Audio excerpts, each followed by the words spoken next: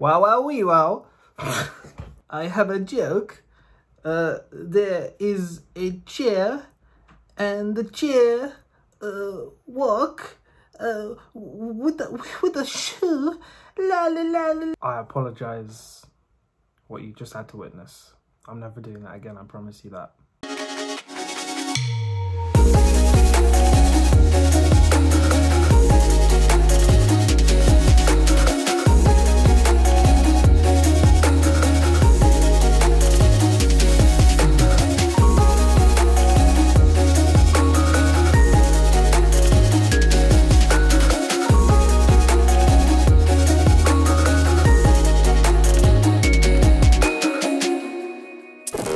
Hello guys and welcome back to the Popcorn Podcast. My name is Dylan, and in today's video we are going to be talking about Borat 2, or otherwise known as Borat subsequent movie film, delivery of prodigious bride to American regime for make benefit of once glorious nation of Kazakhstan. Yeah, I don't know how I remembered that either. Very quickly though, before we do get into the review, if you are someone like me who of course loves movies and loves talking about them, loves the discussion around them, please go ahead and hit the subscribe button to get on board the channel. But without further ado, let's get straight into the review for Borat 2. Yakshimesh, it has been 14 years since Borat came to the USA, and in that time a lot has changed, to say the least. This time around, Borat finds out that he has a daughter and is tasked by the Kazakhstan government to sell her to Vice President Michael Penis.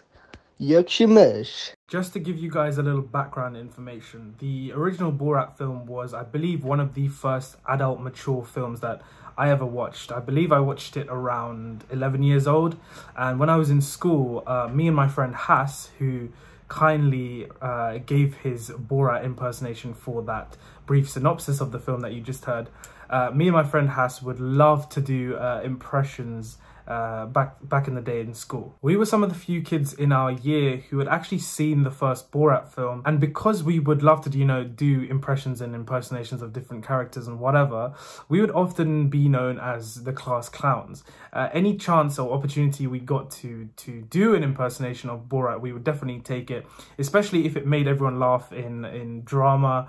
And I have this vivid memory of me and my friend Hass staying back after French class with a couple of our friends because our French teacher wanted to hear us do a Borat impression. Anyways, I admit my impression right now of Borat is nowhere near as good as it used to be.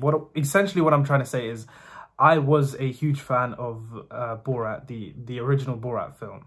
So on that basis, one of my main concerns going into Borat 2 was that it just wouldn't live up to anywhere near as what the first film was. Just a massive publicity stunt and a cash grab. But fortunately, at least to me, the film doesn't feel like they're in it just for the money. I feel like given the state of the current world, and more specifically the political situation in the USA, the world is ripe for another wild Borat adventure, and this film delivered just that. Sacha Baron Cohen is and will always be the best aspect of any of these films. He's one of the few people on this planet who can actually get away with pulling off some of the jokes that he does, especially in today's society. Quick side note, who would love to see Borat host something like the Golden Globes?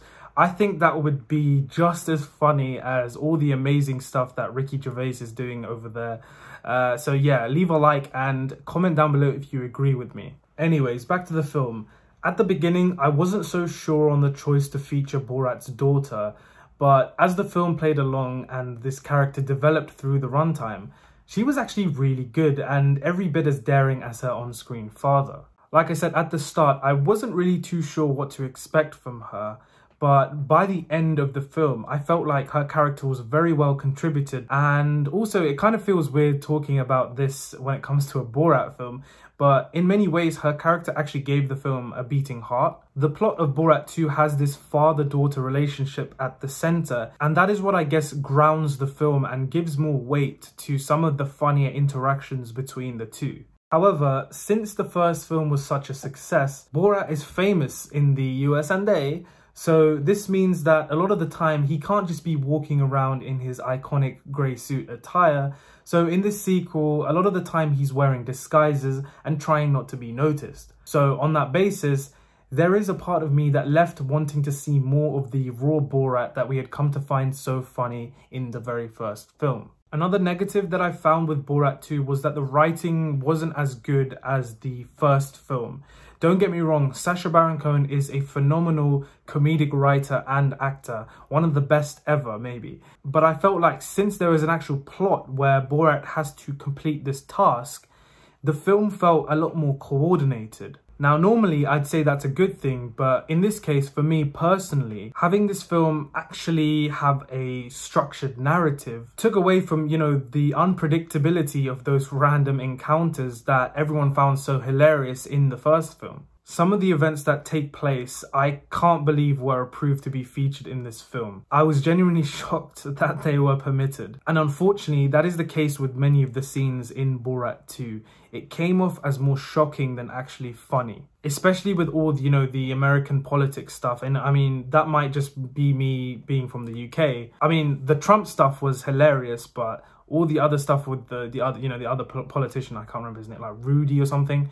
Yeah, I didn't really find that stuff that funny. Another problem was that even though I felt like the film was just about the right length, an hour and a half or so, there was a loss of momentum at some parts during the second act, where Borat has to stay at a house with a couple of guys in lockdown. You could really feel the film slow right down and get a little boring, just because usually we're normally always moving at such a fast pace. It's quite difficult to actually review a film that really doesn't take itself too seriously and isn't really made for the general movie experience. But overall, even though Borat 2 is a welcome addition and I did get quite a good few laughs out of it, I don't think it's as good as its predecessor. It lacked the sense of discovery and adventure that the first film had and kind of replaced it with shock value in my opinion. That being said, I can't say that I'm particularly disappointed with Borat 2 because I wasn't craving a new Borat film or anything like that.